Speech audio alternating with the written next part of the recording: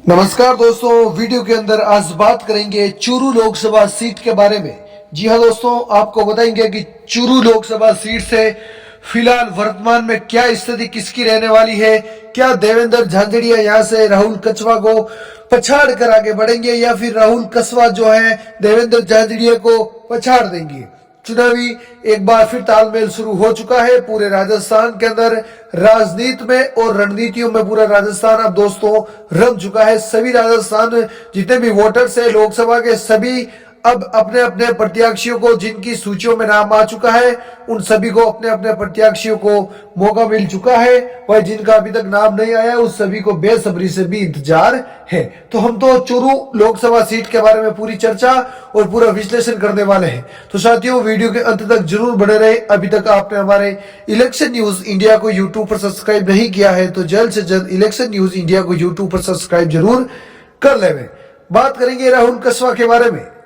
राहुल कछवा, आपको याद होगा तारानगर विधानसभा चुनाव। जी हाँ दोस्तों, तारानगर विधानसभा चुनाव, हम लोकसभा के बीच में विधानसभा की बात इसलिए कर रहे हैं क्योंकि आपको पता होगा कि तारानगर से राजेंद्र राठौड़ ने यहां से चुनाव लड़ा था और राजेंद्र राठौड़ ये चुनाव बुरी तरीके से हार गए थे नरेंद्र बुडानिया के हाथों, कांग्रेस के नरेंद्र बुडानिया के हाथों।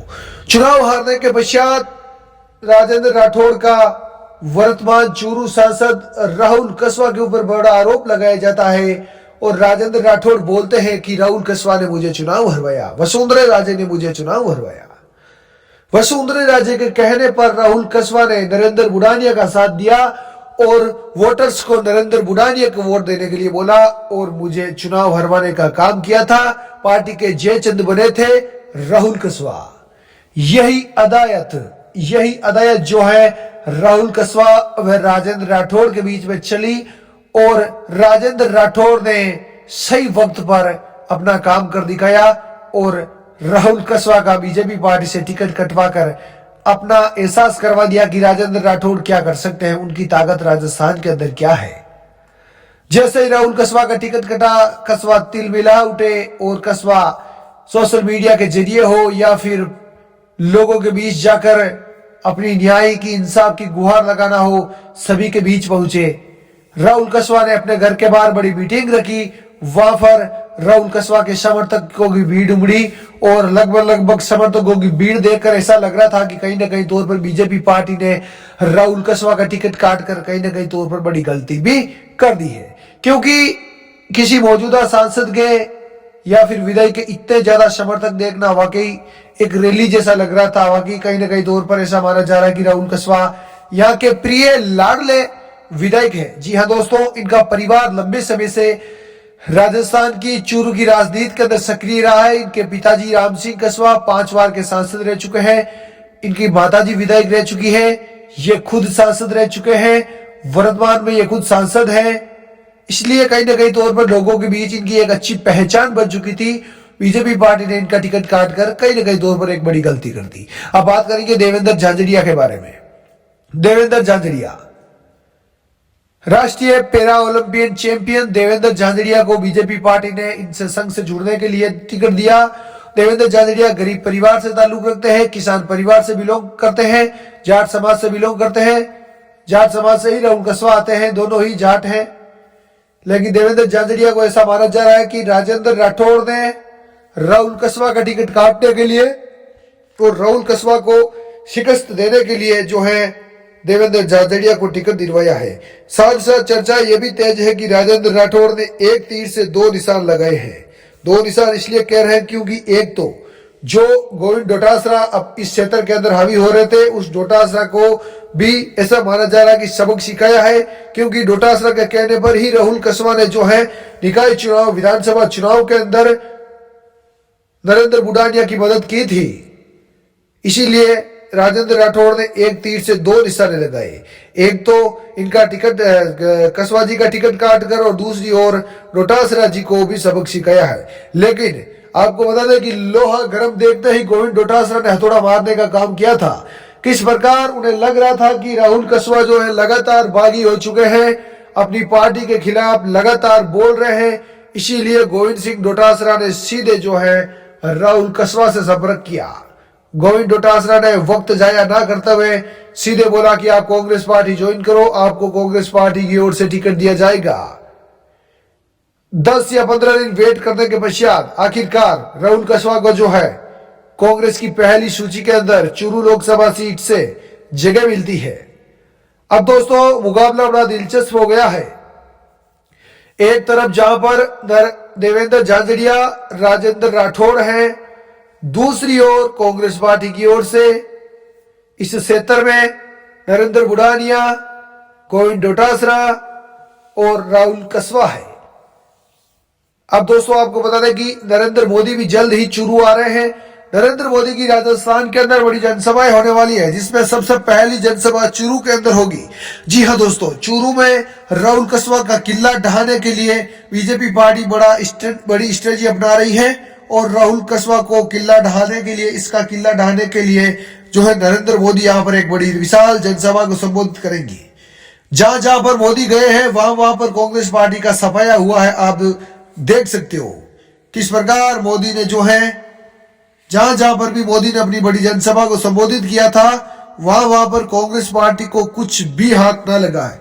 लेकिन इस बार जो चूरू की जनता में राहुल कसवा के प्रति स्नेह देखने को मिल रहा है, राहुल कसवा के प्रति सहानुभूति देखने को मिल रही है।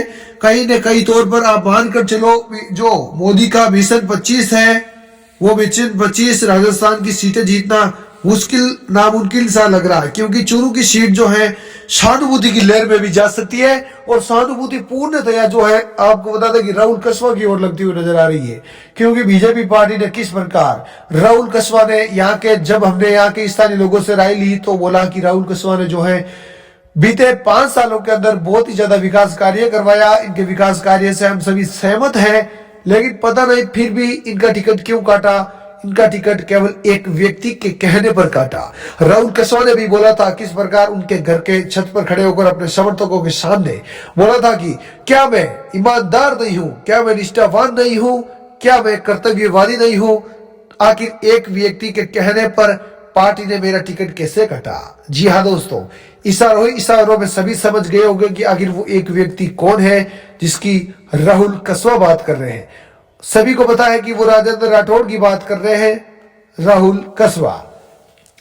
अब दोस्तों आपको बता दें कि कांग्रेस पार्टी ने राहुल कसवा को टिकट देकर वाकई एक अच्छी स्ट्रेटजी अपनाई है। निश्चित तौर पर ही राहुल गांधी भी अपनी जल्द ही बड़ी जनसभा जो है चूरू के अंदर संबोधित करने वाले हैं राजेंद्र राठौड़ और बीजेपी पार्टी के अगेंस्ट।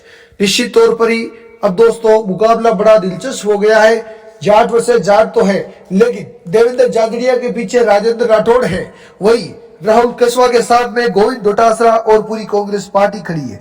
निश्चित तौर पर ही पार्टी बीजेपी इनके साथ में भी खड़ी है झाझड़िया के।